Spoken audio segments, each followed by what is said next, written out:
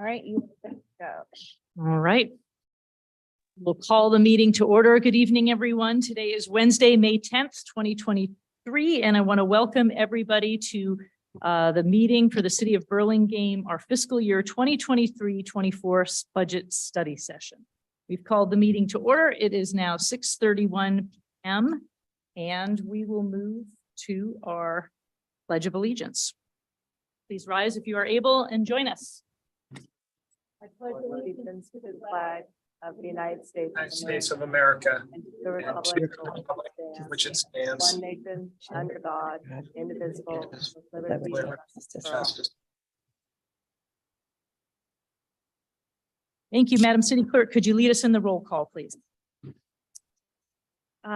Yes, Councilmember Stevenson, Here. Councilmember Ortiz, Here. Councilmember Beach, Here. Vice Mayor Coulson, Here. Mayor Brownrigg. Here, and I just wanted to thank Councilmember Beach for being willing to chair and run this meeting this evening in the absence of both the absence from Burlingame of both the mayor and the vice mayor. So thank you, Councilmember Beach. Thank you, Mr. Mayor. You beat me to the punch. We appreciate you joining us remotely, and we have one other request to consider. So, Madam Vice Mayor. Thank you very much. Let me make sure I've got this right. I'd like to request the council's permission to participate remotely in tonight's meeting for just cause because I have a contagious illness, which none of you want, that prevents me from attending in person. So, Madam Chair, since this request is made after the agenda is published, the council will need to add the consideration as the item to the agenda, and the council must determine by a 2/3 majority vote, that's 4 out of 5 of you, that there is a need to take immediate action, which occurred after the agenda was posted, and the vice mayor may vote in that, may participate in that. Thank you. And thank you, Madam Vice Mayor, for the request and Mr. City Attorney for the explanation. Would anybody like to make a motion to add this urgency item to the agenda? So moved. Thank you, Councilmember Ortiz, seconded by Councilmember Stevenson. Do we need public comment on this as well? Yes. We will open it up to public comment. Seeing no public comment in the room, is there anybody online who wishes to speak on this item? We have no emails and no one in attendance online. Okay, thank you. So we'll close public comment and we will take a roll call vote. Councilmember Stevenson, Yes. Councilmember Ortiz, Aye. Councilmember Beach, Yes. Vice Mayor Coulson, Yes. Mayor Brownrigg. Sorry, yes. Thank you. Okay, so we have now added the urgency item to the agenda. So our next step is for us to now ask any appropriate questions or deliberate. We'll see if any member of the city council has any questions.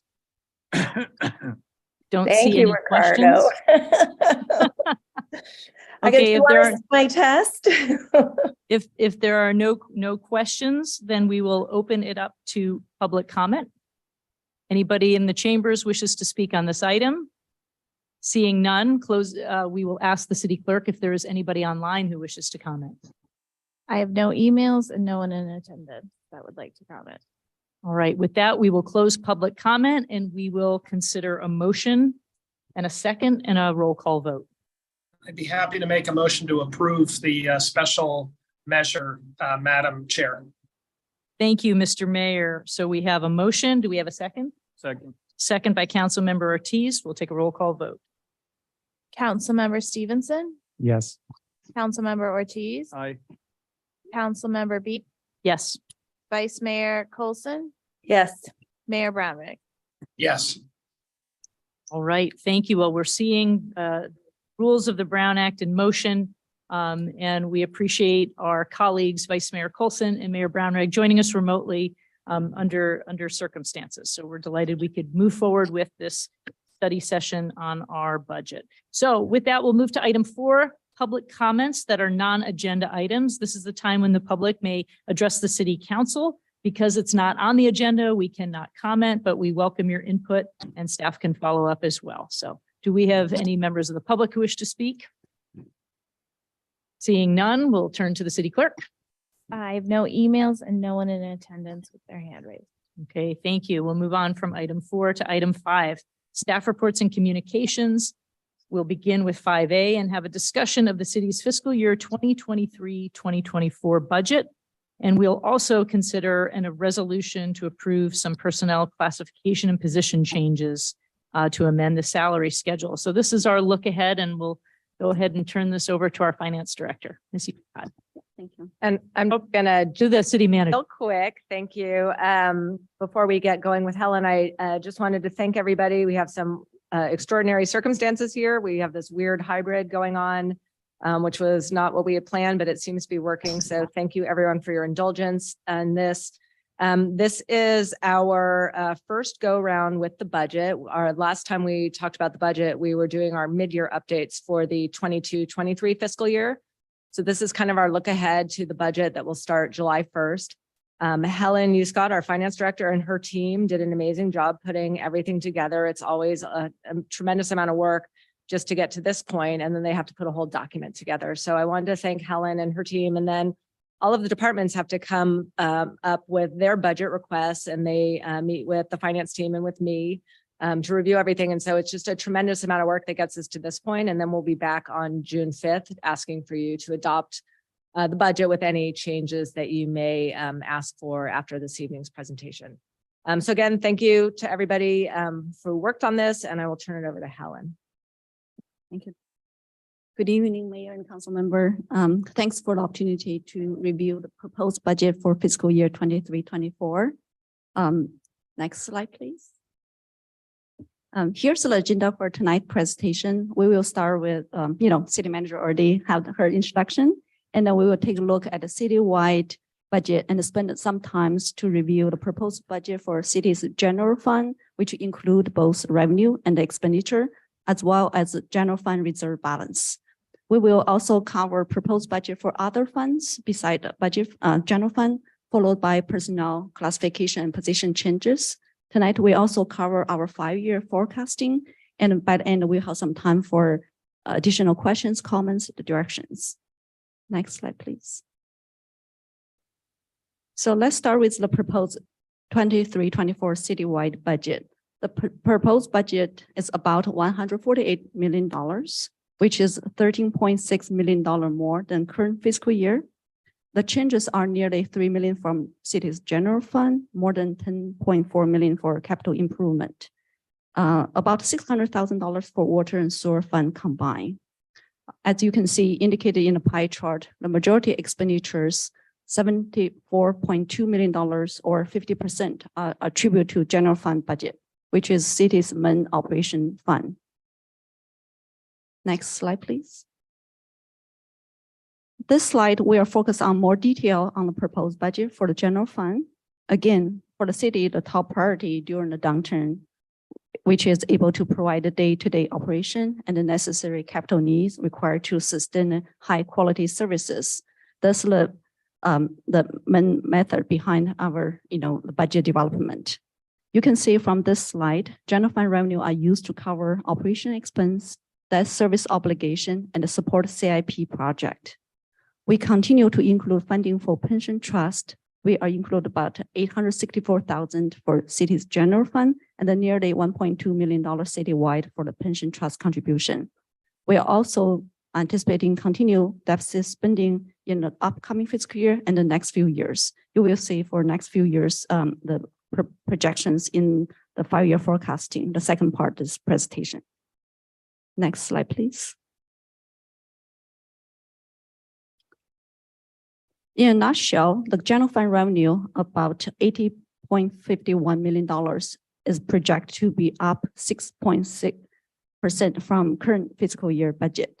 The total general fund operation expenditure budget is up about 4.2% from current year budget. The total requirement is up almost 4.1% from current revised budget and about $83.43 million. Therefore, transfer to the pension trust and then anticipate deficit about $2.92 million.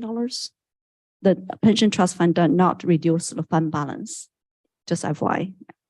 Next slide, please. Ms. Scott, I'm Yep. sorry, I should have asked this at the beginning. Would you prefer questions as we go, or would you prefer to get through a certain section of the presentation before we invite questions? Either way, it's fine. Yeah, you can ask questions as we go, so we can, Okay, move on. Yeah, all right. either way. Thanks. So colleagues, and if you're online, just raise your hand, use the raise hand feature, and we'll be watching for you online as well. So for this slide, you can say our top three general fund revenue account for 83.3 general fund revenue.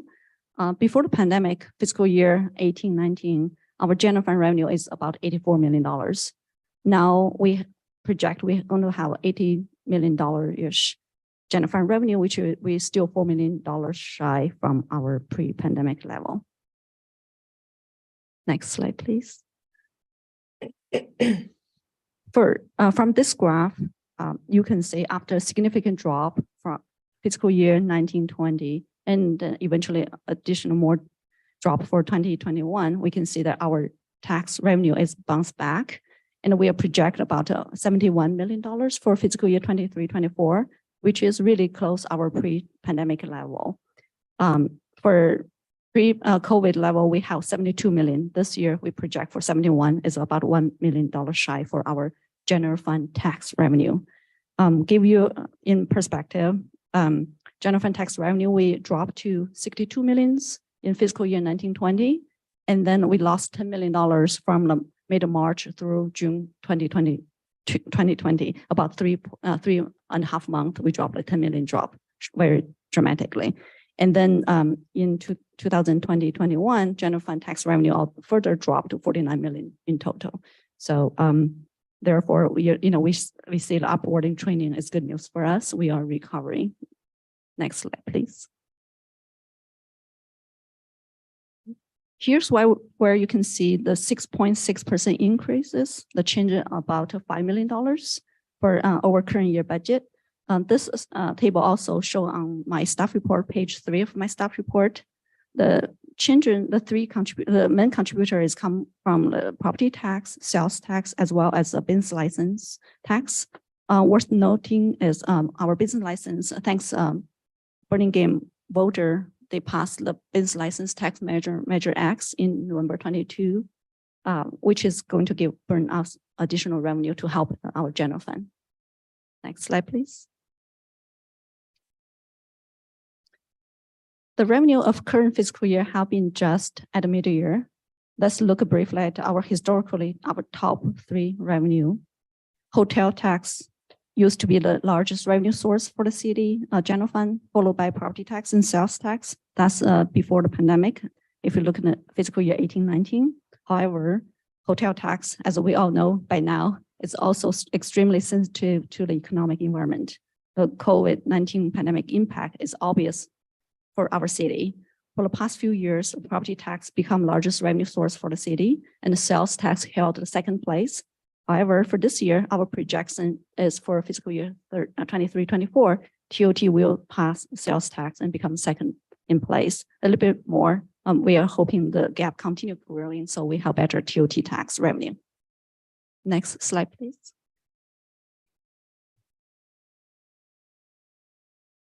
A discussion of the general fund expenditure start on my staff report, page 10. As we try to contain the cost, general fund expenditure for next year budget is still up to 4.2% compared with current revised budget. If you want to take a look at the appropriation by program, the information will be on page 11 of my staff report, which is also have a table about expenditure breakdown by function level, slightly more detailed at the bottom of page 11 of the staff report. For this, we can see that 36.8% of those increase is in personnel expenditure, which is up to 3.1% overall, about 1.1 million, due to the normal increase in salary and also benefit cost increase. We also have some position changes. You will see the details in the future slide for recommended personnel changes. Next slide, please. Here's the general fund operating summary, put it all together. There you can see the total changes, a decrease in fund balance about 2.1 million project for next fiscal year. The revenue here showing 80.5 million. The departmental expenditure 74.2 million. Transfer out to debt service is pretty flat, it's 3.6 million. And also we have $6.6 million in transfer out to fund capital project fund, offset by transfer in from other funds on about $1.9 million. So here's a more detailed breakdown showing why we have the $2.1 million deficit. Next slide, please. So in order to maintain the city essential service and the reserve staff as much as possible, the city had held back its contribution to its CIP program. General fund contribution to CIP have dropped significantly for the last few years as well. From normal, it's like $11 million a year to 3.2 million for fiscal year 2021 and fiscal year 21-22. We are now close to 6 million after some middle year amendment adjustment. 6 million for fiscal year 22-23 amended budget. For the upcoming fiscal year 23-24, we include 6.6 million requests for CIP contribution from general fund. This include $2 million from Measure I, mostly for street resurfacing, sidewalk project, ADA project. And we in January have like 500,000 for a street related project. Such as 200,000 for sidewalk, additional sidewalk money, and then 100,000 for Vision Zero action plan, 100,000 for traffic and transportation study, 50,000 for pedestrian safety, and 50,000 for traffic calming. Those kind of general fund support, $500,000 for general fund contribution. And notably, we have $4.12 million for park related project. The big project will be the $3 million for Cuernavaca, sorry, my pronunciation, the field renovation. Lisa, help. Cuernavaca, we do have a question from Mayor Brownrigg. Okay, thank you. Thank you, and thank you, Madam Chair. I guess my question is, I wonder, Director Hugh Scott, do we ever try to do comparisons with other cities to see whether we're recovering either more? I mean, obviously, we know we have an outlier source of revenue in our hotel tax, that we have many more hotel rooms than most cities, but in either revenue lines, I suppose mostly revenue lines, you know, do we compare ourselves to other cities? Do we ever try to do that? I find in the private sector that benchmarking against peers is sometimes kind of, you know, enlightening. Do we ever think about that? And if so, which peers do we look at? I have to say for this round, we did not really do this comparison, but it's certainly something we can consider in the future budget development. The main reason is every agency, they have different mix, their revenue sources. So for us, our city is very unique. We have a huge TOT tax element, maybe not other city around us. So that's why, you know, we didn't do this exercise, but we can certainly consider. Yeah, thank you. Thank you. I appreciated that. Thank you. Next slide, please. Or anybody else have questions? No other questions at this time. So this slide shows how the general fund balance assigned, the essential, our estimated beginning fund balance for next fiscal year will be $44 million start with, and then we will project a decrease about 2.1 million, as I showed in previous slide. And our ending fund balance as of June 30, 2024 is projected to be $41.9 million, close to $42 million. There's increase in pension trust reserve as well as the economic stability reserve. We also see a drop in to our unassigned fund balance from 6.9 at the beginning of the year to 2.7, which is in dealing with additional cost increases. So next slide, please. So Ms. Hugh Scott, just for the big picture of the public, then it's really sounds like what you just finished sharing with us is it's a recognition that we need to really invest in our capital improvements, our capital improvement programs at a higher rate to kind of make up for the lost time where we didn't have those funds during the heart of the pandemic. Plus, we're continuing to invest in pension, but That's how we're drawing down our unassigned fund balance to help pay for those. So I think beside our city's operation, I think our major cost is contribution for the capital. I think even though we I'm sorry, is what? capital improvement. Yeah. Even though we see recovery, we see better revenue, but we're still very cautious, to fund those CIP as well. So for example, this year, Measure I money, they are designated for street or paving or public safety personnel, those kind of stuff. So we are utilize that fund almost fully to fund those kind of project. And then we only ask for $500,000 for additional city street kind of project. We're very cautious to using the drawdown the general fund. And then, for example, the park, like the $3 million park project is kind of something we have been postponed, delay. If we continue delay, can cause public safety issues, all those kind of stuff. So we are kind of moving the project along. It's kind of like necessary. Right. So we now really try to, okay, let's fund capital, let's starting spend more money down. We really cautious, try to slowly build our reserves or balance kind of moving forward, because a lot of uncertainty ahead of us. We still don't know. So No, they're needed. And then they also the cost goes up with every passing year too. So thank you for that. yeah, thanks. Lisa, do you have any comments on that? Okay, thank you.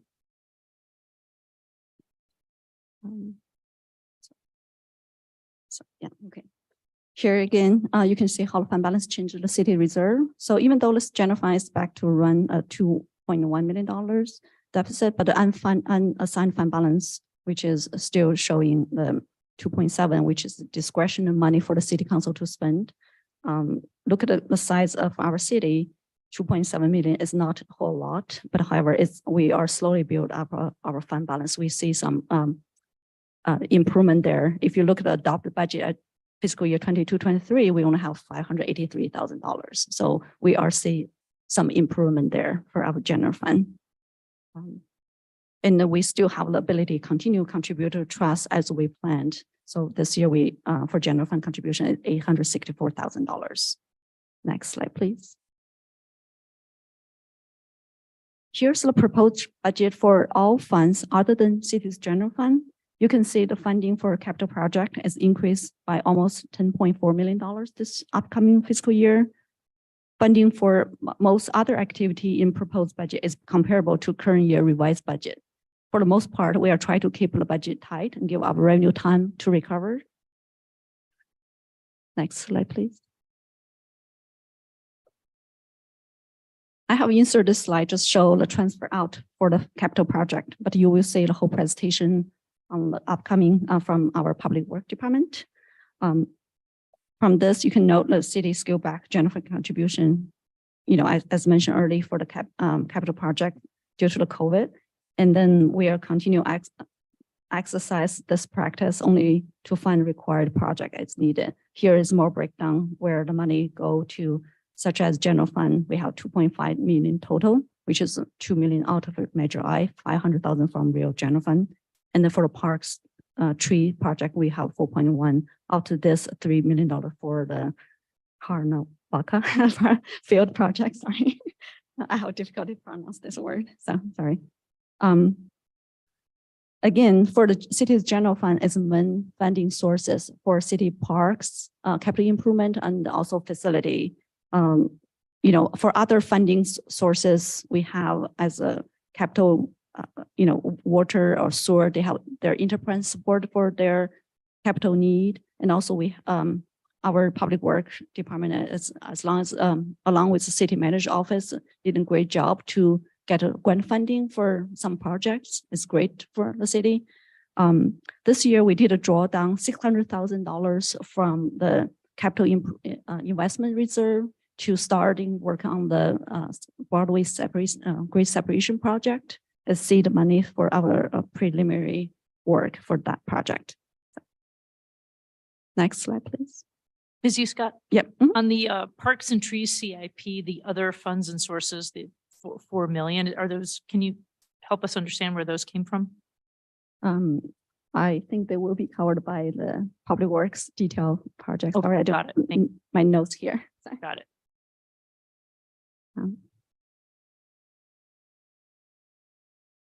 Okay.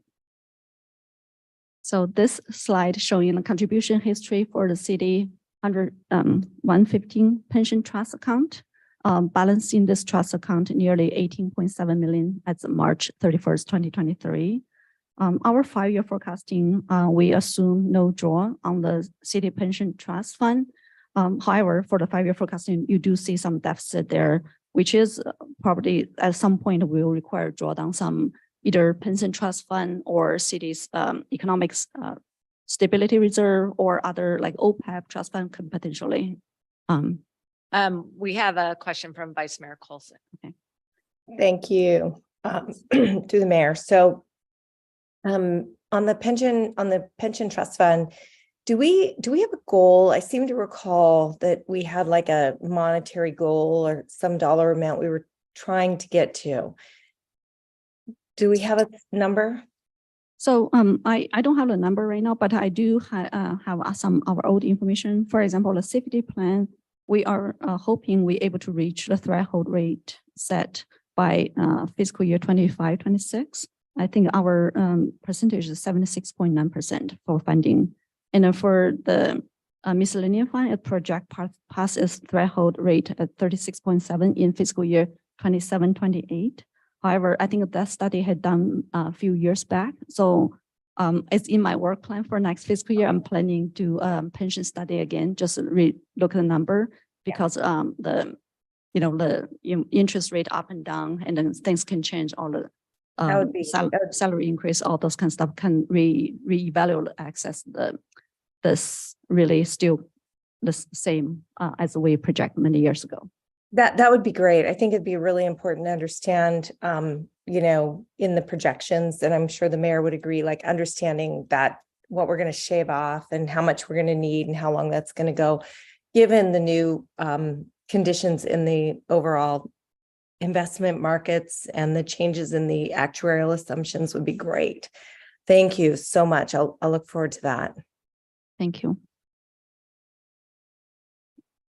No other questions on this? All right, thank you. Thank you. Next slide, please. Okay. Historically, city only bring forward any personnel changes during the middle year or new budget process. Here, this slide show request personnel classification position change for the current year and will be carried forward into the new fiscal year. And then our HR Director Maria is available for any questions, and then along with our park recreation director Margaret, if you have any questions for those position changes. Yes, thank you. We do have a question from Councilmember Ortiz. Before we move past the, I'm looking at the staff report, page 12. There's a chart with the summary of general fund expenditures. It shows our total is 74, just over 74 million. For this proposed budget, that's an increase of 3 million. And I'm just looking at a few of the line items. I wonder if we could just go spend a few minutes with these couple. There's some big changes, particularly in police and dispatch. It's an increase of 800,000 in the budget. Fire and disaster, 586,000, and public works 723. So could we get this maybe a little color on where those numbers come from? And where we have these larger increases? Sure. I think I can address the first one. For Central Fire Department, I believe, I'm not sure it's Mayor Michael Brownray or. No, so I can address Mayor Brownrigg's not on the fire board anymore. He left us. How dare he? So now it's Councilmember. I do. I miss you. It's Councilmembers Ortiz and Stevenson on the fire board now, and we had a 6.2% increase to each city from fire. You may recall you all adopted the budget in April for the fire department. And that is based primarily on personnel costs. There was also some capital equipment. I think they were buying an engine or a truck. Yeah, so fire is an expensive beast. It just costs us money. What about police and dispatch? That's 822,000 increase in that budget. Okay, that's good. The police department, they did enter the new contract for their Contract. Yeah, their new MOU. Those include in this proposed budget. Let me just Look at it. Sorry. So the change from the prior year is actually a little bit under what the labor contract was, because this includes materials, supplies, contracts, everything else. I think that the contract was 5% increases, if I recall correctly. That probably makes up the bulk of it. Was, you know, it's a people organization. Most of the costs are going to be labor. So, okay, related. so that $822,000 increase is primarily labor. I don't know the percentage breakdown, but a good lot of it will be labor costs. And then, you know, general contracts go up. I know you'll get the crossing guard contract coming up at not the next meeting, the one in June, the first meeting in June, that went up actually quite substantially. So there's just, you know, the normal cost of business. As things go up, we pay for those things. Sounds- So contracts and supplies. And also, personnel costs like pension costs also, you know, we have new UAL, as well as some internal service allocation, such as like information technology and insurance, you know, it's all cross board. Everybody get a share part of it. Okay, and then if I could just a second on Public Works for 721,000, that's that increase for them. So if you look at the average, majority of them probably about our insurance allocation liability, we are across all this cost throughout the organization.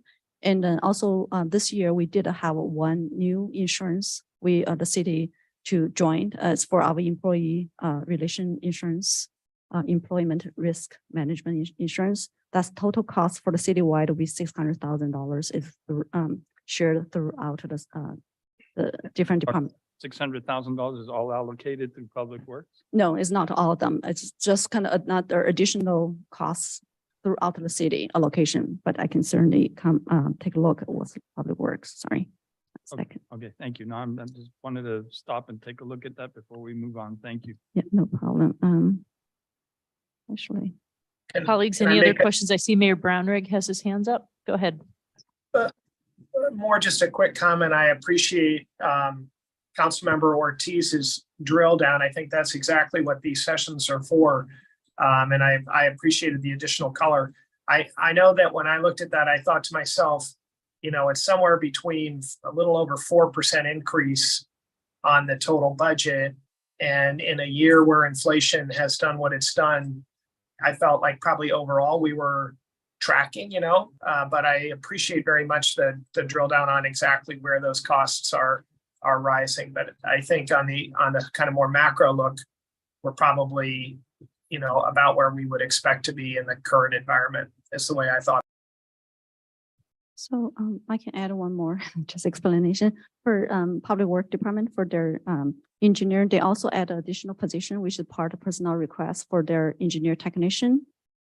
Their personnel cost, you know, include the COLA, everything is about $261,000 or $62,000 difference. And also their insurance piece allocation about $364,000 more. So Oh, great, that's wonderful. So I'm sorry. So personnel costs are about 200,000 more and I'm sorry, the insurance allocation was how much? 364, it's kind of ballpark, you know. That's, I just put up those two big pieces out. Yeah, that's the bulk of it. Okay, thank you. Appreciate the clarification. thanks.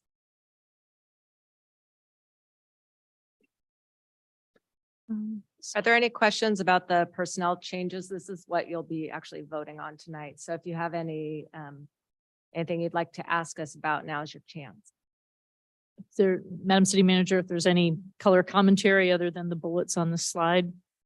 I think the bullets are pretty self-explanatory. The sustainability program manager, she has been a half-time employee the entire time she's been with us. And as you'll all recall from our goal setting session, it was sustainability, and a little bit more sustainability. So we just have a big need to increase that position. So we're adding an additional 10 hours to that position. So it'll be a 30-hour week position. Human resources, we want to have a flexibly staffed analyst position so we can hire at either the analyst 2 level, which we currently have, or the senior analyst level, depending on who we're able to find. You know, we want to have the right level of person for that job. Parks maintenance is another example of Parks Division is another example of wanting some flexibility in how we staff based on who's available. And so converting a parks maintenance worker to a tree lead worker and then being able to backfill with one of these other three, parks maintenance worker, tree maintenance worker, or tree worker, they all have a specific set of duties. And even though they all seem like almost exactly the same job, they're slightly different. And then engineering tech, we just have so much going on with upstairs in engineering with all these large projects, particularly out on the Bayfront. They're just pretty swamped up there. And so we want to have a little bit of additional help. They also used to do a lot with interns, and interns come and go pretty quickly. And so having a permanent position will be very helpful, and not to have sort of this merry-go-round of people coming in and out of the department. And then we're doing some reorging in fleet and facilities. We reorged a couple of years ago, and we're now kind of making it just work a little bit better for us by splitting out fleet and facilities. The supervisor position was one position over both of those areas. We have a division manager over both of those areas, and then we want to create equal supervisors below that for, better control, command, making sure that the work is allocated appropriately and that we have that, the good eyes on everything that's going on. And then as we do every time we change any kind of salary or anything, we have a salary schedule change for you, just to adopt the new salary schedule. And that's state makes us do that every time we change anything. So I think I got them all. Maria, if I messed it up, you let me know. I got a thumbs up. Thank you for that. Any other questions on the classification and position change? Yes, Councilmember Stevens. Thank you, Chair. Question about the sustainability program manager, given all of the big goals and other things and the growth of that theme across the city, is that enough? I think it will be enough. We have other people who work on sustainability. For example, we have I'm going to get her title wrong, environmental regulatory compliance manager. Oh, I got it right. So Jennifer Lee, who sits upstairs in engineering, is our environmental regulatory compliance manager. Say that 3 times fast. It's not easy. So she works on a lot of the water stuff.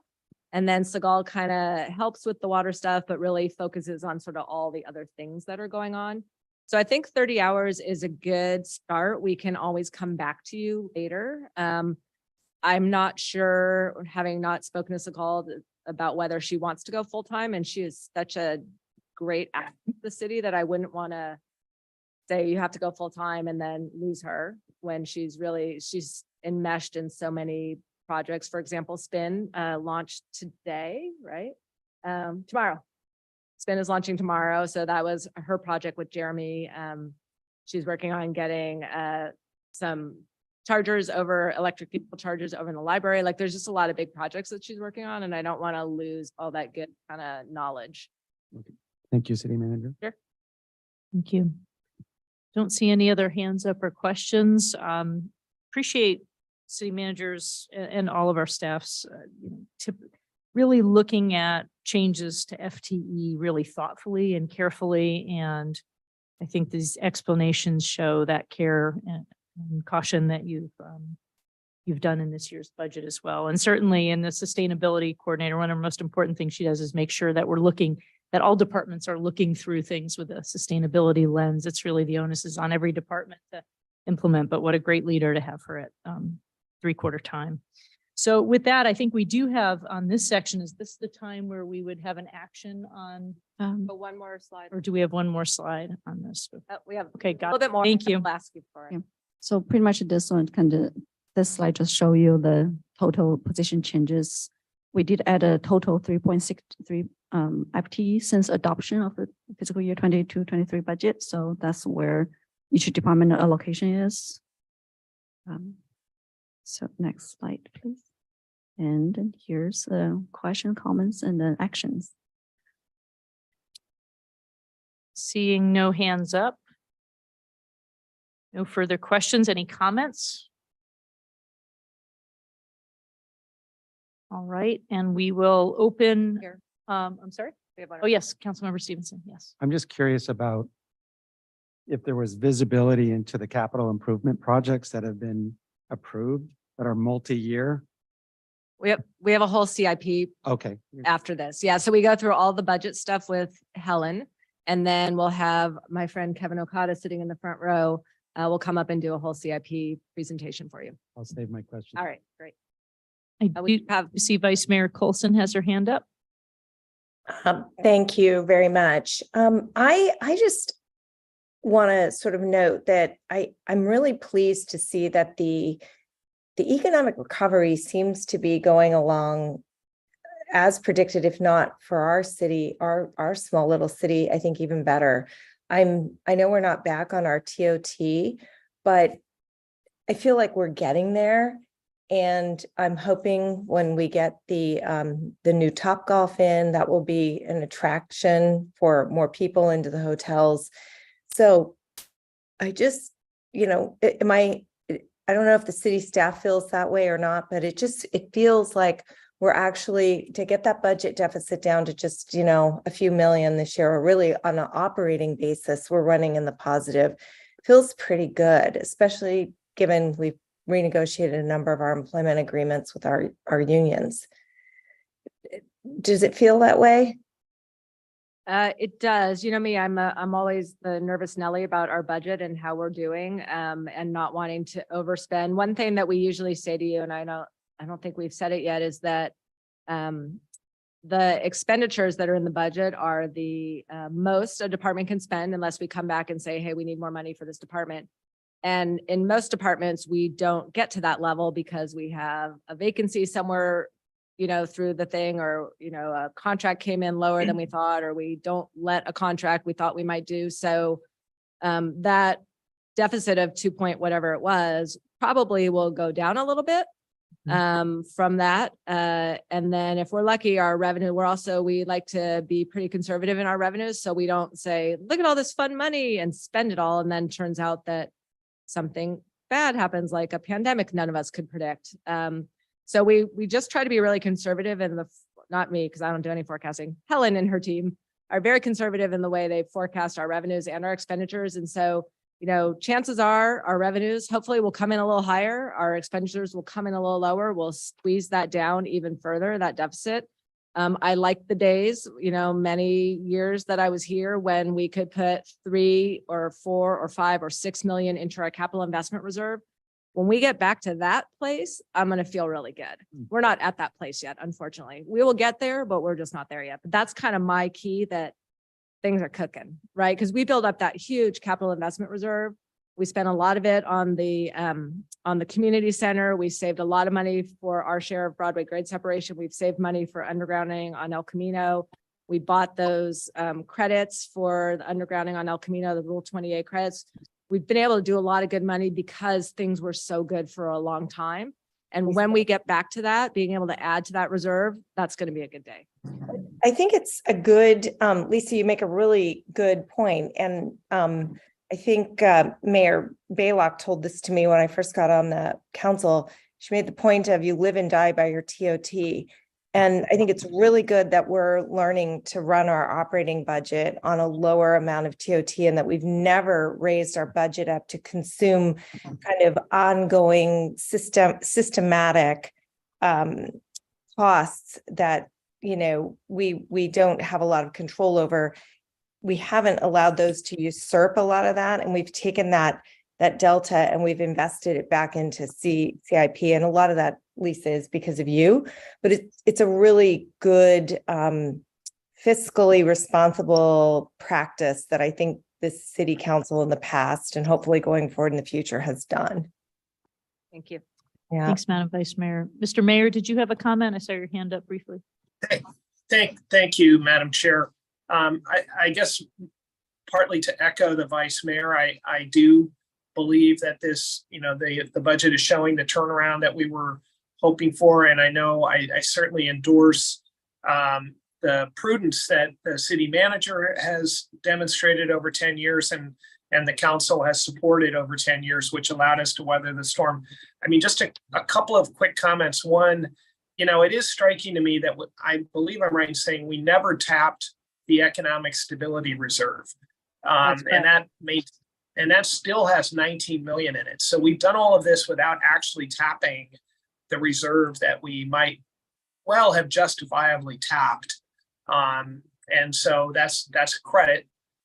It does, God forbid, there should be another, big budget disaster, but that is a reserve that we can deploy it, were that to happen. More to the point, I wanted to say that I think to the vice mayor's point, it is good that we're diversifying. It'll be great when TOT comes back, but I'm struck by the rebound in sales tax. I think that's a reflection of the investments we've made in our business districts, not least of which, Burlingame Avenue and the expansion of the sidewalks and so forth, and then also on the property tax. And I think that's indirectly a credit to a city that is business-like when it comes to people wanting to improve their properties and their holdings. So I'm not really asking a question, but more saying I think we've done a pretty good job, and I'm glad to see things turning around. So, and thank you, Madam City Manager, for your always. I'm glad that you're a glass half empty kind of person. Thank you for those comments, colleagues. Echo them. Thrilled to see my comments, thrilled to see we're still investing in CIP and still putting away money in our pension trust fund. We have such vibrancy in our downtown. Can't deny that something's going right in Burlingame, and it's exciting to see in this report that we even anticipate TOT flipping with sales tax, which is pretty remarkable for this coming year. So yes, let's hope there's happy news in the future, and our fiscally conservative projections will continue to look and improve. Let's see if there's any members of the public wish to comment on this before we move on. Don't see anybody in the chambers. Madam City Clerk, anybody online wishing to comment? We have no emails and no attendees. All right, then we did our duty to review the fiscal year budget. We do have an action we need to consider, which is to adopt a resolution to approve the personnel classification and position changes and amend the City of Burlingame salary schedule. Would someone like to make a motion to adopt that resolution? So moved, Madam. And seconded. All right, we have a motion by Councilmember Ortiz, seconded by Councilmember Stevenson. And we will take, we need to open up to public comment. Oh, no, roll call. Roll call. We did. With the public comment covered everything there? Okay. A little rusty here in Give him the a second. chair tonight. All right. Then we will take our roll call vote. You're doing great. Councilmember Stevenson, Yes. Councilmember Ortiz, Yes. Councilmember Beach, Yes. Vice Mayor Coulson, Yes. Mayor Brownrigg. Yes. The motion passes unanimously. Thank you, colleagues. And we'll move on to the next section of this presentation, which is the fiscal year 2023 General Fund 5-year financial forecast, which is always an interesting projection. Thank you. Next slide, please. Okay. Okay, now the overview of 5-year forecasting. We will review the city's top revenue with our projection for next 5 years and then expenditure. The newly adjusted mid-year budget usually set a stage for our next fiscal year projections. So if you look at the 5 years, normally the 23-24 column show the 5-year forecasting would be most accurate for all years.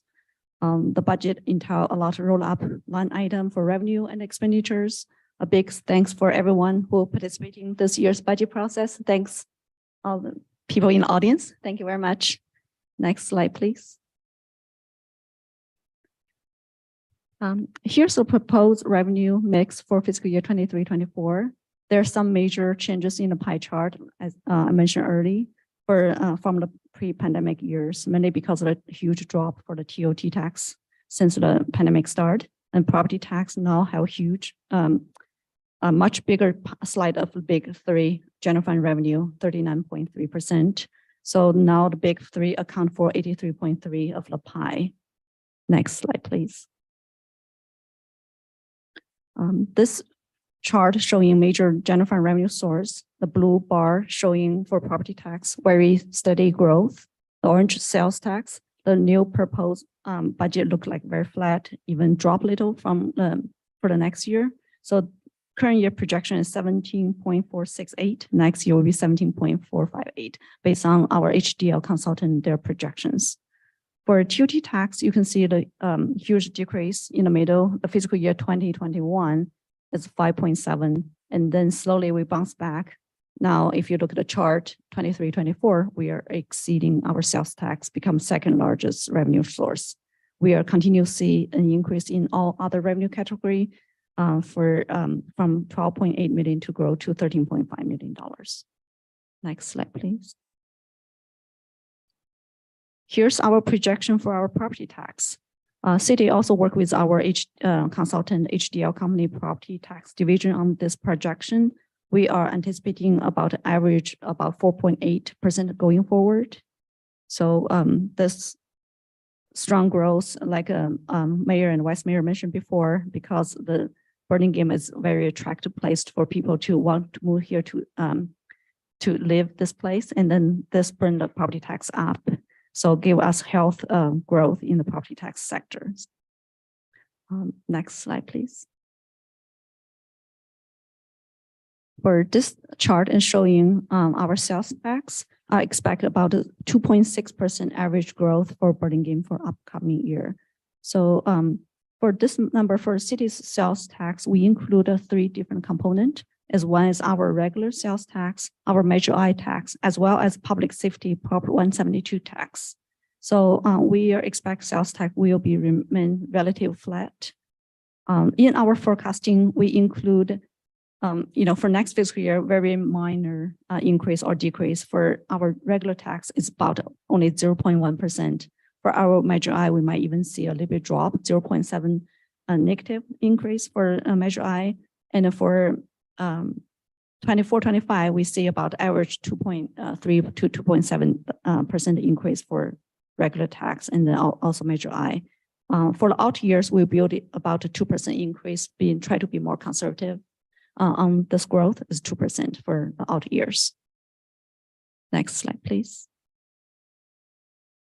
So for the TOT tax, the Burlingame certainly experienced consistent high occupancy rate and the average daily room. That's before the pandemic. Now, this chart show the drop again, seem like we always emphasize TOT part is big, our revenue contributor. From this slide, you can show the 5.7 really big dip there, and then slowly recover. We project for next fiscal year, about $17.9 million. And also we build in more optimistic projections. If we are doing better, we might able to, by 27, 28, we might able to reach a pre-pandemic level, about $28.9 million. That's more optimistic outlook for us to show in here. In this, our current projection, we build in 14% increase for fiscal year 23-24. And then the out years, 20%, 7%, 5% escalator built in for these projections. I see Mr. Mayor has his hand up. Thank you. This is probably a kind of small point, but I wonder if it would be useful on this chart if we also put the number of hotel rooms on the bottom, because, for example, the Red Roof Inn is not going to be a hotel any longer. And I wonder if it would be useful for us to track total hotel rooms along with revenue. And I don't say that would, lead to policy choices, but it might, so just a thought. Yep, that's a very good point. Yeah, thank you. Thank you. And Councilmember Stevenson. Thank you, Chair.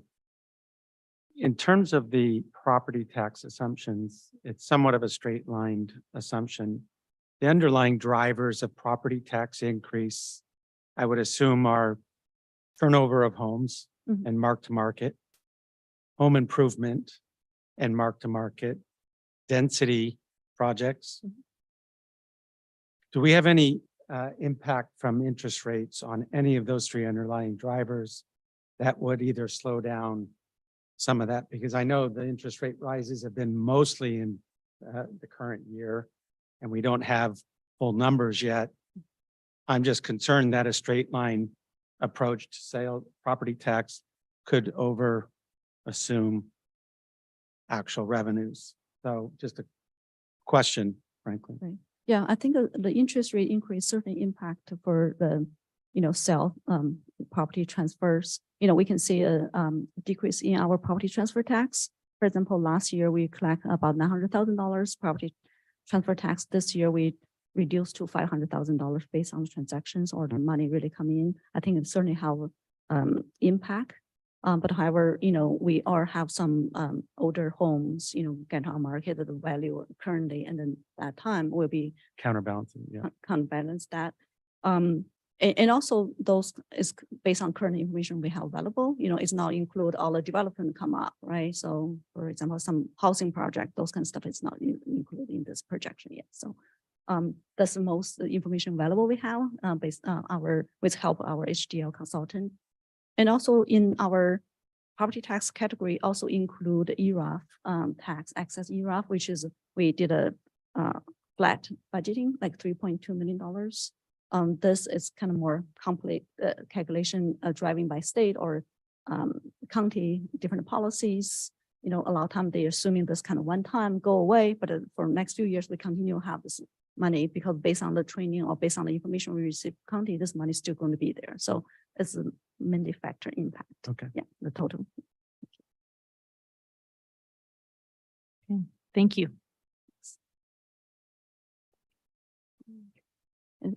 Any more question on this TOT tax? Next slide, please. Ms. Scott, if you could just push the microphone a little closer, thank you. Okay, thank you. To hear you a little bit louder, thanks. Here's the general fund revenue forecasting for next 5 years. It's highlight year-to-year revenue growth at a different rate because each revenue line have their own unique factors based on this calculation. If you recall, for current fiscal year, we project to come in 6.9% higher than anticipated for fiscal year 2023. And for the upcoming year, we also project 6.6% increase. For this projections, we do not really include any economic recessions, even though we are in the long period of economic growth. But however, same like recession can be near our soon, and also do not include impact from the Russian and Ukraine war, and also the failure of recently 3 banks. So those kind of factors do not build in this projections. For the total general fund revenue, our calculation for fiscal year 23-24, we build in close to 7%, and then 7% for 24-25, 4% for 25-26, 4% for 26-27, as well as 27-28. As city management, and we are trying to be more conservative for this growth because just so many wild card uncertainty down the road. So before we move on to assumption to expenditures, do you have any questions? See, Mayor Brownrigg has one. Thank you. Thank you, Madam Chair. It's a small point, but I would have thought, Director Scott, that the business licenses, which come close to doubling because of the new, the new ordinance that we passed, would grow in the out years, in part because I imagine that this assumes only one cannabis distribution license, or maybe 2, but we've authorized up to 4. And so I just wondered if that was a conscious, why are we not assuming there's some growth in that line item? So this again is our conservative approach, because if we Okay. don't have the business coming in, we cannot really project something we don't know. So city manager, do you have anything you want to add? Yeah. Just that, so the difference between 22-23 revised and 23-24 proposed is the new tax measure that the voters just supported. So that's Right. that 700,000. We don't yet have a single one of those cannabis distribution facilities open in town. They are sniffing around, they're working on it. But unless Kevin tells me something different, nothing is actually opened yet. So once they open, we have our handy dandy year review that we'll do with you in March. And if something opens, then we'll come back in March and next year and say, hey, this Okay. opened and we're getting money from them. The other thing just about the cannabis one, that $1 million estimate was from one of the businesses that wanted to come here. So we took them at their word that that's what they estimated it would bring in. It's 5% on gross receipts. That's what the tax is. So we hope that that's true, that that's what it's going to be, but we don't know until they're actually open and we start seeing, how much business they're getting. Yeah, I appreciate that. And I appreciate that answer. Basically, there's no allowance in here for those businesses. But if they come in, then we can bump it up. I understand that logic. Thank you. Correct. Thanks. Okay, thank you. Okay, next slide, please. Okay. For the 5-year forecasting expenditure assumption apply to each major expenditure categories.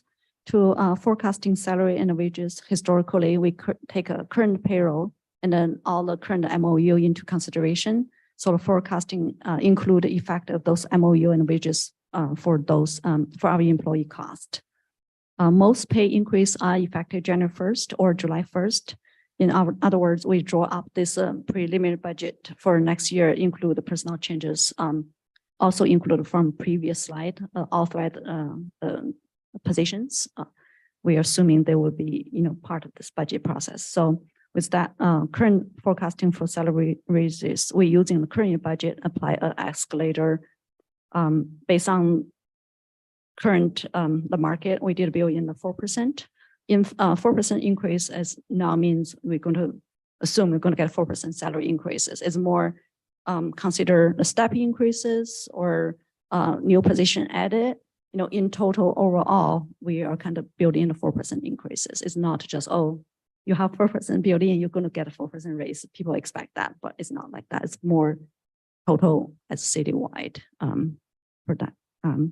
So for the benefit projections, also we have so many different lines, different like health, pension, retirement, medical, all different line items built up to our benefit cost. So the two major line item is our pension cost as well as current active employee health benefit. Total about 78.7% a result from this two line.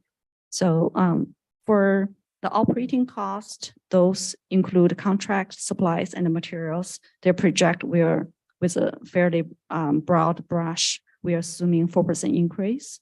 And for internal service fund, service charges, we're using different escalator. This line item between 2 to 5%, depending on the category. We have insurance, we have IT services, we have OPEB allocation is different based on the trending on those costs. We kind of build an escalator around it. So for capital outlay, we're using fiscal year 23-24 as base year for budget capital outlay, and then we build in 3% escalator for this projections. Transfer in out general fund largely transfer for capital fund based on very preliminary number that our public work department provided. We are anticipating this expenditure going to go up as well as a transfer out to offset those transfer in fund. For debt service, we are forecasting based on the debt service schedule. So the total 5-year forecasting have no change made to assumption like revenue expenditure regarding any federal policy impact or other like economic uncertainty or recession. Those kind of stuff did not build in this assumption. So this slide also includes some suggestions provided by council member during the middle year. We did include salary benefit percentage of total expenditure. You look at this slide showing average about 50%. And we also include the change for total expenditure from year to year is a variation, fiscal year 23-24 about 4.2 and the out years around average of 3% average. So which is very helpful. Thanks for council for your feedback. Yeah, thank you. Next slide, please. So this is a general fund forecasting summary. There are a lot of different line items behind this. We roll up like total revenue, total expenditure, and the listing out the transfer out. Like you can see here, the debt service fund remain very flat.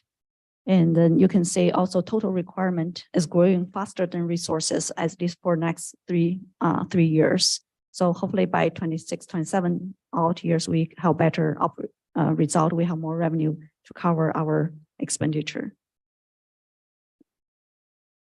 Next slide, please. Here's the general fund balance assignment for next 5 years. Beside fiscal year 23-24, our unassigned fund balance in red is very likely.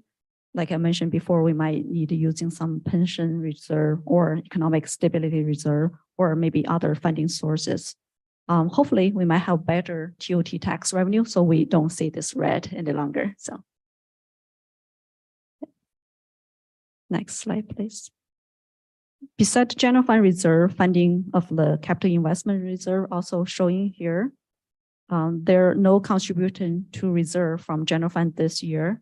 The increased reserve are assumed to occur only when general fund operation can support such contribution. So unassigned fund balance back to positive territory. However, for fiscal year 23-24, budget do include a drawdown $600,000 from this reserve. The 5-year plan also call for a drawdown on capital investment reserve for El Camino Real underground project and also the Broadway grade separation project. So next few years, probably we will use those fundings fund those 2 major projects. Ms. Scott, just to clarify, can we go back to the slide prior? Okay. Just big picture. So we anticipate through this projection that our unassigned fund balance won't be in the red until 2024-25. But we've still got cash in the unassigned fund balance. And we still, as Mayor Brownrigg said before, our reserves are strong. Mhm. So if we needed to, we could tap into reserves. Right. Yeah, Okay, exactly. thank you. Thanks.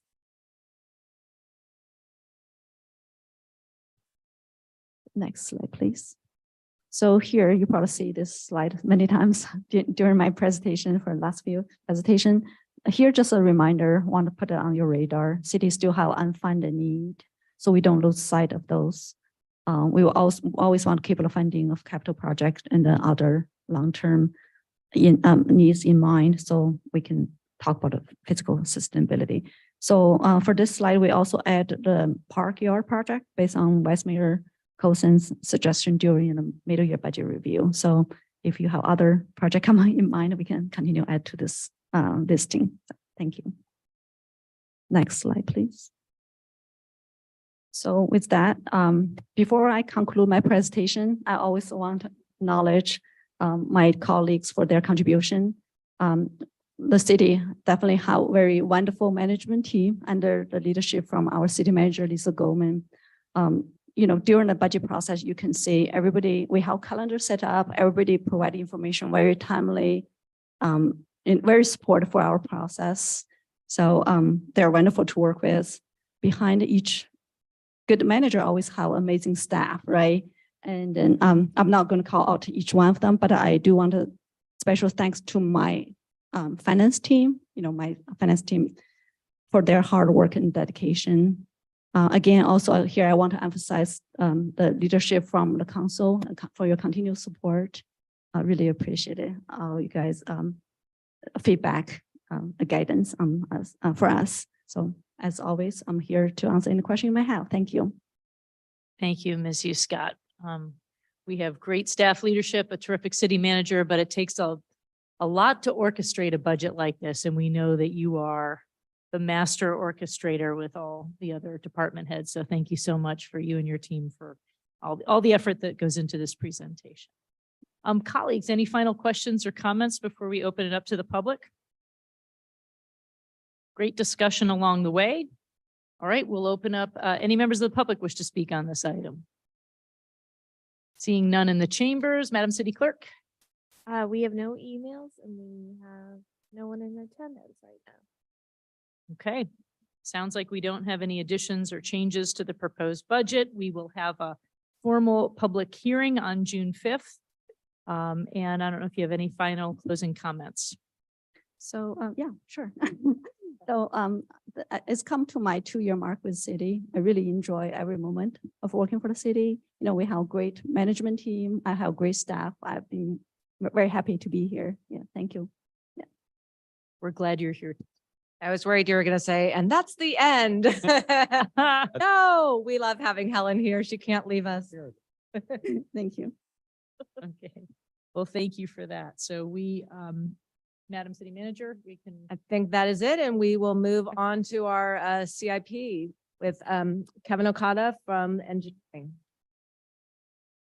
And I just wanted to acknowledge Syed Murtuza and Art Morimoto and the entire engineering team and Mike Heathcote over in the courtyard. All of those folks work so hard putting the CIP together every year. It's complicated, lots of different funding sources, lots of things to keep track of, and they are putting together a really easy to understand presentation, but that has a lot of good information and some important projects from the city that will get funded. Hello, Honorable Mayor and City Council. I'm Kevin Okada, Senior Civil Engineer. I'm pleased to present to you the 23-24 CIP budget. Next slide, please.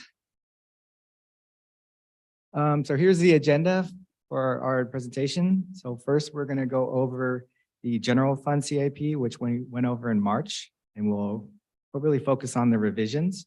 And then we're going to go over the potable water, the sanitary sewer, and the storm drain fund. And then we will ask for council feedback, and department heads are here and are available for any questions you have. Next slide, please.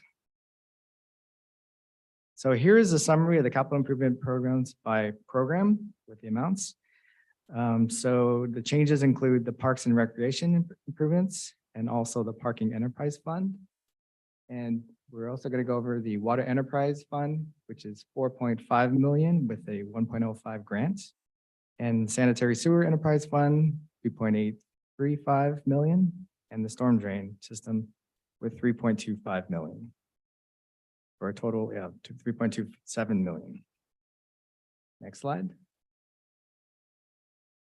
So the Parks and Recreation, the changes from the March meeting include the Town Square project. We have incorporated the grant funding, raised this from 2 million to 3.75 million. And also not listed here is an 800K budget that was approved by the City Council in April 3rd of 2023. The other change was the batting cages at Washington Park. Previously, we had $100,000, and based on council feedback, we have revised that to fully fund this project. Next slide, please. The bike ped and traffic improvements, there are no changes to this from the March meeting. Next slide, please. And here's a map of the sidewalk program and the areas that we're going to focus on making those improvements. Next slide. The building facilities improvement. So there are no changes from the March meeting here, but we do want to point out that the energy management system upgrades at the corporation yard, typically and historically, this has been contributed 3 ways and split between the general fund and the water and sewer enterprises. But in this case, we're using the impact fees. The benefits of this project include making a more energy efficient building corporation yard. And you'll see those in the water and the sewer enterprise fund. Next slide. The parking enterprise fund, the change here is the EV charger master plan. We're requesting $150,000 to prepare a master plan. This will look at the location, placement, and number of EVs around the city, and we'll look at the feasibility for our current and long-term goals. Next slide. Here is the street resurfacing program. There are no changes from the March meeting. And here's a list of streets that we're looking at. Next slide. And here's a map that shows those locations. Next slide. So now we're going to go over the potable water enterprise fund, the sanitary sewer enterprise fund, and the storm drain. Next slide.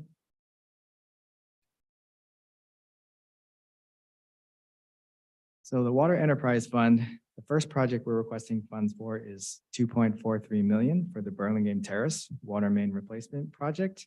And the next slide, I'll have a map that shows the locations of the water mains to be replaced. And after that, We're requesting $400,000 of additional funds to fully fund the Burlingame Park subdivision water main project, which is currently out to bid, which we hope to construct this summer and this fall. Next is the Sisters of Mercy pump station. We're requesting $200,000 to replace the pumps at this nearly 50-year-old pump station located at Hillside Reservoir. Next is the $170,000 that I pointed out for the Public Works Corporation Yard Energy Management System, and this is the water contribution. And after that is the Advanced Metering Infrastructure, or AMI. The benefits of this project include real-time data, leak detection, and improved customer experience and water conservation. We're requesting $150,000 to get us started, and we received a grant of $1.05 million. Next is the large water meter replacement program. We're requesting $100,000 to replace large water meters around the city. And finally, for the water, we're requesting $50,000 for the regional water supply studies and coordination. This is mainly for state and regional issues such as the San Francisco Public Utilities Commission, OSCO, or the Bay Area Water Supply and Conservation Agency. Next. May I ask you a question on that? Yes, of course.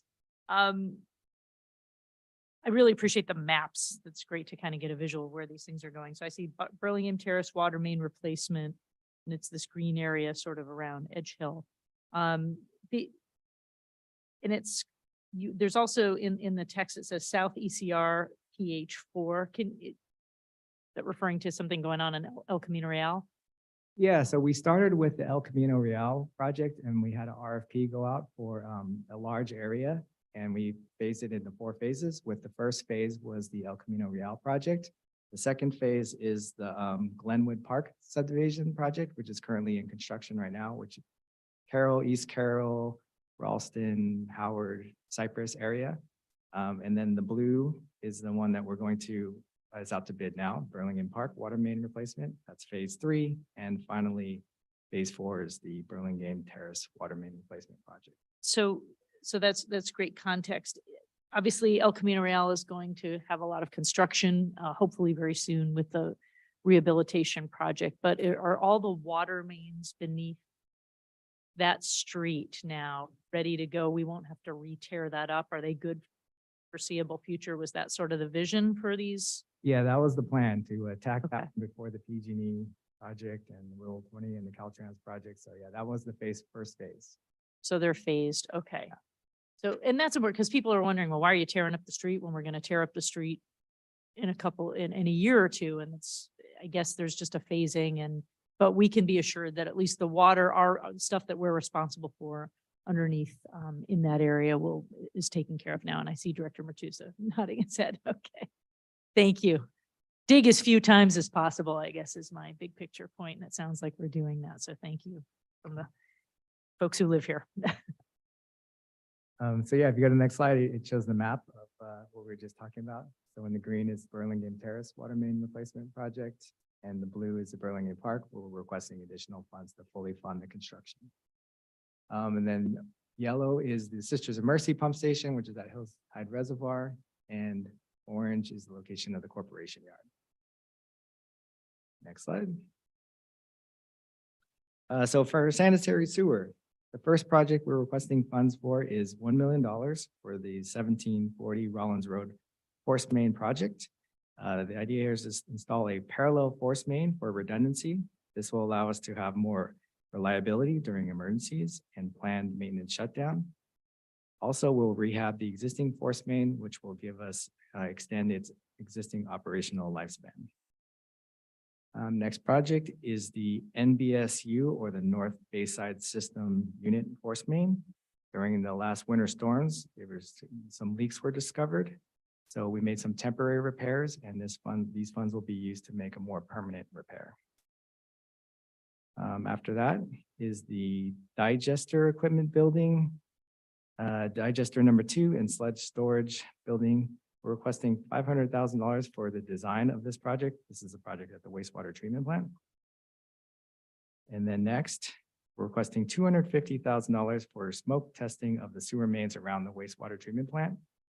During the winter storms, we noticed a lot of infiltration from the storm drain into the sewer. So the smoke test will let us see if there's any cross connections between the two, and we can make those repairs and seal them off. So there'll be less infiltration into the wastewater treatment plant during storm events. The next project is the Public Works Corporation Yard EMS upgrade, the sewer contribution to this project. And the last two are to replace pumps at the 1000 Rollins Road lift station and also at the wastewater treatment plant. Next slide. So here's the map that shows the locations of these projects. So the green dot is the force main at the 1740 Rollins Road. The orange dot is the wastewater treatment plant that has the three projects, the MBSU force main, the digester equipment, and the sludge storage building and the effluent pumps upgrade. And then yellow is the corporation yard again, and blue is the 1000 Rollins Road lift station pumps. Next slide. And lastly is the storm drain fund. So the first project we're requesting funds for is 1.5 million for the city-wide neighborhood storm drain projects. These are, this will alleviate localized flooding. They're ranked by priority and severity. Next is the Cowens and Rollins Road pump rehabilitation project. We're requesting $750,000. During the last storms, we noticed some performance issues at Cowan Pump Station. So we are proactively allocating budget to evaluate all the pumps at 842 Cowan and 1740 Rollins Road Pump Station. And we're setting aside these funds in case there's a potential need to repair the pumps. Next is the Easton Creek and El Portel Creek levee improvements. We're requesting $500,000. There was some levee failures during the winter storms, and we made some temporary improvements, and this is to have a more permanent fix. And lastly, we're requesting $500,000 to improve the accuracy of our GIS system for the storm drain system, and also do a capacity evaluations for both the existing and the future condition. Next slide. And here's a map showing the location of those improvements. So in yellow is the Cowan and Rollins Road Pump Station, and in blue is the Easton Creek and El Portel levee improvements. And lastly, here is a summary of the CIP. So I think some highlights here is we've tapped the impact and developer fees to reduce the impact to the general fund. And we also have a large amount of grants this year with a little less than $9 million. So the water, sanitary sewer, and storm drain is a little less than 10 million, which brings the total to $32.27 million for the 23-24 capital improvement program. And with that, I'll take any questions you may have. Thank you for the presentation. Colleagues, what questions do we have on the draft capital improvement program? Or we can take comments as well. Yes, Vice Mayor Coulson. Thank you. So I just have thank you, Madam Chair. I just have a really quick question, which is, when you compare City of Burlingame, what we're spending on CIP and what we do, and Lisa, maybe you even would know from some of your work you do with other cities. How do we compare? Does it feel like we're aggressively addressing capital improvements, that we're really on top of it compared to other cities, or lagging? I don't know that I have knowledge of what other cities are doing. I will say that with the size of our staff, I think we are aggressively attacking projects. We only have so many people to oversee these projects. So, we don't do them all ourselves. We hire lots of contractors and consultants and whatnot, but there's still a huge role for staff to play, not just in engineering, but also in the city attorney's office, reviewing contracts and whatnot. So, in the clerk's office and my office. So there's a whole lot of cooks in the mix to get these projects done that work for the city. And then you got to hire the people that actually, go out and dig the trenches and, build the infrastructure and whatever else the project entails. So I think for the people that we have, we're really aggressive to the point that sometimes we're too aggressive and they're super swamped upstairs. But I don't think that, I don't think we're biting off more than we can chew. But I wouldn't want to add a whole lot more without increasing our staff upstairs, because I just don't think that that's realistic. 32 million is a lot of improvements A to get lot. out with the size of staff that we have. So I mean, personally, I feel like we are pretty aggressive, and I think that our staff really is not the, quintessential 5 people standing around a hole looking at it with shovels people. We are not that No, at we all. saw that with some other people during the storms who did not work for the city of Burlingame. We won't name names. They were wearing different orange vests than our people. But I feel like whenever I'm driving around town and I see our people in their trucks and in their cars, I feel like, they are getting out, they are working on stuff, they are on it, they're really taking care of things and, probably stretched thin, I agree. Right. On occasion, and especially with these storms, they really did well. So, okay, Absolutely. good. I just wanted to see if you had any sense, but I think our sense is we have a really hardworking crew of people that We are do, very and highly effective. long ago, like this is before my time, but in sort of the 2008 crash times and thereafter, and maybe even a little bit before, the city really cut back a lot on capital spending with good reason. There was not the funds to support it. And so as, when I came on and as economic conditions allowed, we really ramped up what we were doing because we had so much backlog to catch up on. And so, we were fortunate that we had various tax measures along the way to help pay for some of this, like storm drain measure. We're fortunate that we have smart staff upstairs who could figure out how to get these projects done. And so we've been, not just dealing with backlog, but also forward-thinking kinds of things to get the work done that needs to be done and make sure that our infrastructure, if you, we know this about roads, but it's really all infrastructure. If you do things in a timely fashion, it's cheaper and more efficient than when you wait for it all to fall apart and then you have to start really from scratch. So that's what we're trying to do. Thank you. Thanks for the question, Madam Vice Mayor. Colleagues, any other questions, comments? Councilmember Stevenson. Thank you, Chair. And excuse me since I'm the newbie, I'll still claim that for a little while, but just in terms of backlog, some of these projects aren't necessarily, certainly you try to execute one and done in the same fiscal year that you're budgeting, correct? But a lot of them are things that we know we need to do long range. And so, like if I think about sewer replacement, and we've got a couple of requests for a couple of areas because we know we need to do that. But what visibility do we have for, if I take that same concept and now look at all of Burlingame for the next 10, 15 years, what kind of visibility do we have on what that potential spend needs to be? And are we planning for it as opposed to just solely a year by year allocation? We do a 5-year CIP plan. So we are planning out 5 years and it's a rolling 5 years, right? So as 1 year drops off, a new one comes on. So we're continuing to project out at least 5 years. I'll let engineering, looks like Syed has lots of things to say with storm drains and things like that. They've got really long-term plans because they, long ago went out for a tax measure to pay for that kind of thing. And so, so I think there are longer range plans for some of it than there are for others. But if you, just 1 second, then I'll let Syed jump up. I think it's on our very next agenda where you're accepting some contracts. That means the contracts are done and we're saying, good, sign off, we're all done.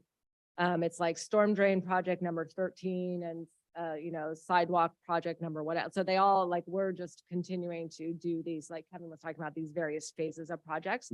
They're just going on and on and on to get, cover the whole city. Okay. Thank you, Lisa. I think that's very accurate. What I was going to add was that the long-term planning beyond 5 years, we have every infrastructure that we have pretty much, I would say everything that we have that city owns, we have a long-term plan, master plan, whether it's sewer system, water system, wastewater treatment plant, roads, bridges, everything. And so what we do is that we have long-term plans, master plans prepared, and every year we revisit them to look at whether the priorities have changed or we need to move something up or move something down. And how can we fund these things? For example, some of the projects you haven't seen here, like Old Bayshore Highway, we have that in our plans to build that. Grade separation, it's also part of the plan. It's in the 5-year plan. So what you're seeing tonight here is only the projects for the next year. But there are many, many projects. You would see about, I would say 5-year plan and beyond would range in $300 to $500 million worth of improvements. Thank you. Questions from colleagues? Just, if I could, I just have a comment. I would thank Public Works for all their, and this is very reassuring what you just told us here. But want to thank you guys for all your work and to putting the CIP together and presentation. So thank you very much. And again, I'm going to sleep better at night after hearing that. Thank you, Councilmember Ortiz. Echo that. I just, this whole presentation from beginning to end feels like it's a very well-run city and we really have our staff to thank for that. It's very comforting. Love seeing in the CIP that there's, even post-storm, we're prioritizing the long-term repairs, the redundancy, lessons learned, not waiting for another emergency to happen. So that's really good. And when I look at the CIP, it's huge, right? $32 million plus, but we're leveraging so many funds. We're only putting 4.6 of our general fund, but we're leveraging, grants, enterprise funds, fees, kind of smart ways to cobble the funding together. So thanks to our Public Works Department for leading us through this and prioritizing all these different pieces together. Really exciting. All right, with that, I guess we should open up for public comment to see if there's anybody who wishes to speak, anybody in the chambers, being none, anybody online. No, we have no emails and no one in attendance online. All right, then I guess we'll close public comment. This is not an action item. This was just for reviewing the draft capital improvement program. Madam City Manager, is there anything else we need to do before we adjourn? No, so the CIP will also come back with the budget on June 5th. So this was just your last opportunity. If you had any changes you wanted to make to the CIP, we did make some changes after the March meeting, adding in a couple of things so the March meeting, we did kind of part 1 of the CIP when we did the general fund projects and Measure I and whatnot. So we did make some changes there. If you had any other changes, now is your chance. And if not, you'll see all of this in budget book format coming back to you on June 5th. So budget and CIP will all be together.